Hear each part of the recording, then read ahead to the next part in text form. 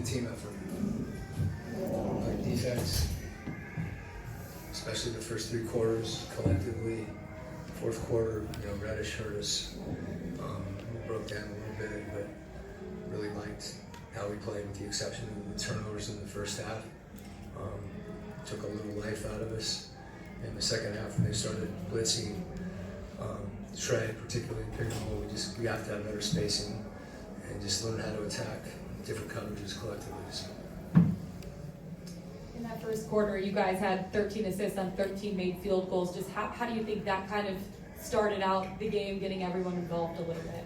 I think it shows the mentality that these guys want to have and that we've been talking about. So to see that early, I think sometimes as the game progresses, we lose that a little bit, just because it's got to become habitual about the way we play. And there's things the defense does, to adjust to that. They started playing zone, we got a little loose with the ball, and then we're taking it out of the net on the other end. But I was pleased with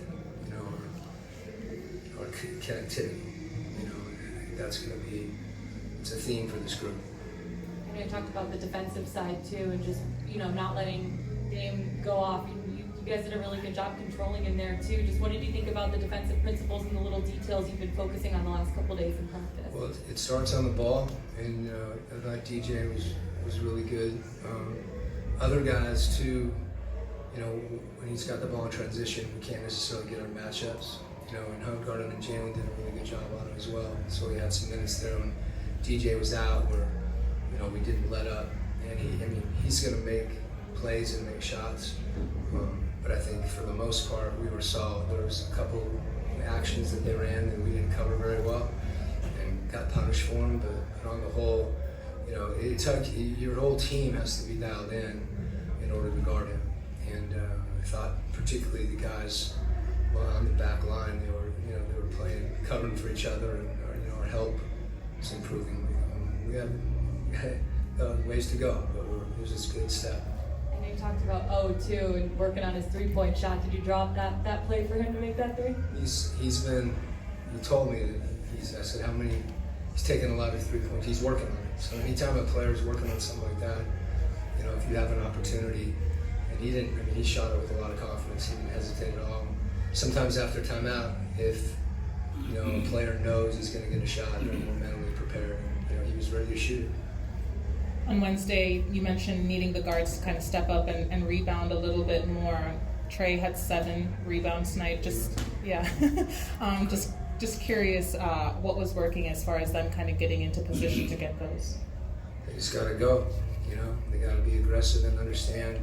If our guards rebound, they have a chance to push the ball.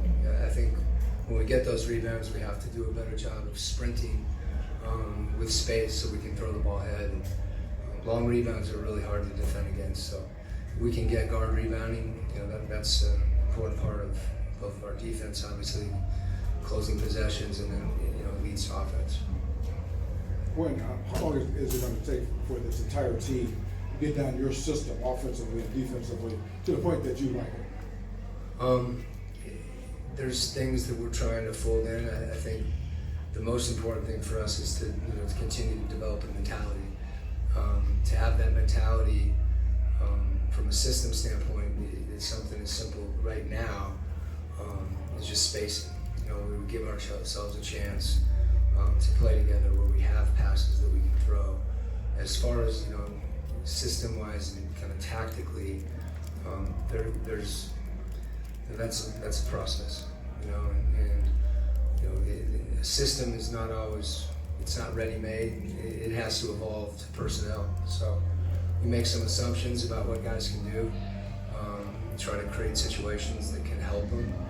But right now, 2 practices, it's tough. But these guys have been great. I told them I think we won the game the last 2 days in practice, the way we practiced.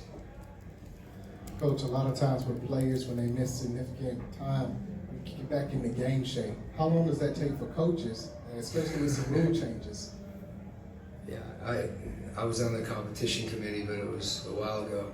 So, I think there's things. I'll tell you what really I feel fortunate, you know, the guys on our staff, you know, that was part of the practice. You know, we had guys that were doing a lot of teaching. You know, there's times when I'm trying to figure out a call and Joe's got my back, and it's really, I'm fortunate in that sense that these guys, you know, have been as supportive and trying to help me, you know what's going on up there, because there's times I'm a little, you know, I won't say lost, but I can get confused as well. But that's frankly, that's part of being on a team, whether it's a coach or a player or whatnot. You know, we want to help each other. So sometimes they're helping me. Obviously, DeJounte was going early in this one. As he goes further along, do you try to help facilitate like him continuing to go, or just let things play out naturally? Both. You know, I think anytime you've got a player, you know, that's got the hot hand, that there's opportunities, you know, particularly out of timeout, that you can do things for him. You know, he's as good a mid-range player. I mean, it's a weapon. You know, particularly when people are guarding the line and protecting the rim. And you know, he hit a couple that were you know, really hard shots. You know, but a lot of late clock, whatever, and he's making good reads. And when they're taking the mid-range away from him, because eventually people will get up, you know, then he's got an opportunity to adjust and do other things. But he's so confident, you know, with that area on the floor. And they're not long twos either. You know, he's getting deep enough where pop shots for him. And he's unique in that sense. And he's going to keep getting better. Thanks, Coach. Thanks.